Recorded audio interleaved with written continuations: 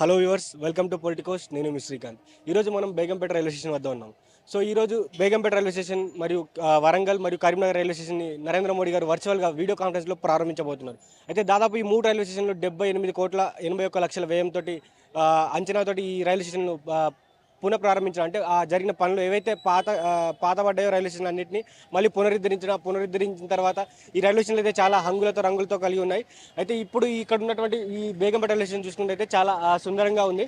మనం చూసుకున్నట్లయితే ఈ రైల్వే స్టేషన్లో ఇది ఎంట్రన్స్ విభాగం. ఎంట్రన్స్ మరియు ఇక్కడ చూడండి పాలపిట్టలతో కలిగినటువంటి ఎంట్రన్స్ చాలా సుందరంగా ఉంది. మరియు ఈ ఎంట్రన్స్ చూసుకున్నట్లయితే చాలా ఒకప్పుడు ఉన్నటువంటి బేగంపేట రైల్వే స్టేషన్కి ఇప్పుడు ఉన్నటువంటి బేగంపేట రైల్వే స్టేషన్కి చాలా డిఫరెన్స్ కనబడతా ఉంది. సో ఈ రైల్వే స్టేషన్కి ఉన్న ప్రత్యేకత ఏమిటంటే ఈ రైల్వే స్టేషన్ ముఖ్యంగా మహిళలకు మాత్రమే దీన్ని డెడికేట్ చేస్తూ ఉన్నారు. ఇక్కడ ఉన్నటువంటి స్టాల్ల దగ్గర నుంచి మొదలు పెట్టుకుంటే ఇక్కడ ఉన్నటువంటి టాయిలెట్స్ కానీ ఇక్కడ ఉన్నటువంటి ప్రతి ఒక్కదానికి అధిపతి మహిళలే అని చెప్తా ఉన్నారు. సో ఈ రైల్వే స్టేషన్ పూర్తిగా మహిళలకు మాత్రమే డెడికేట్ చేస్తూ ఉన్నారు.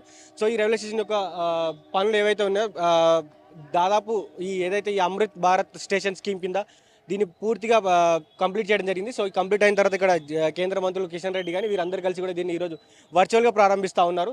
సో ఈ వర్చువాలిటీలో వీడియో కాన్ఫరెన్స్లో నరేంద్ర మోడీ గారు దాదాపు 11 గంటలకి ఈ కాన్ఫరెన్స్లో దీన్ని ప్రారంభించబోతున్నారు. దీంతోపాటు వరంగల్ మరియు కరీంనగర్ని కూడా ప్రారంభించబోతా ఉన్నారు. సో ఇక్కడ వచ్చినటువంటి జనాలను అడిగితే కూడా వారు ఏం చెప్తున్నారంటే దాదాపు ఇంతకుముందు చూసినటువంటి బేగంపేట రైల్వే స్టేషన్కి ఇప్పుడు చూసినటువంటి బేగంపేట రైల్వే స్టేషన్కి చాలా తేడా ఉంది. ఇది ఒక ఎయిర్పోర్ట్ విధంగా కనబడతా ఉంది. చాలా మార్పులు రూపుదిద్దుకున్నాయి. చాలా అందంగా కనబడతా ఉంది. చాలా ఫెసిలిటీస్తో ఉన్నాయి. మంచి మంచి టాయిలెట్స్ కానీ మంచి సీటింగ్ ఏరియా కానీ మంచి లిఫ్ట్ ఏరియా కూడా అన్నీ ఇక్కడ కనబడతా ఉన్నాయని చెప్తా ఉన్నారు. సో ఇక్కడ ఉన్నటువంటి వారిని అడిగితే వారు చెప్పే విషయం ఏంటంటే మాకు చాలా ఆనందంగా ఉంది, బేగంపేట రైల్వే స్టేషన్ డెవలప్ అయింది. సో ఫ్యూచర్లో దీన్ని ఇంకా డెవలప్ చేయాలి, దీన్ని మెయిన్ స్టేషన్గా ఉంచాలని కూడా చెప్తా ఉన్నారు. మనం చూసుకున్నట్లయితే ఈ బేగంపేట రైల్వే స్టేషన్ చాలా అందంగా ముస్తాబై కనబడతా ఉంది. సో ఆ రాళ్లపైన కనబడుతున్నటువంటి పాలపిట్ట వలె చాలా అందంగా కనబడతా ఉంది.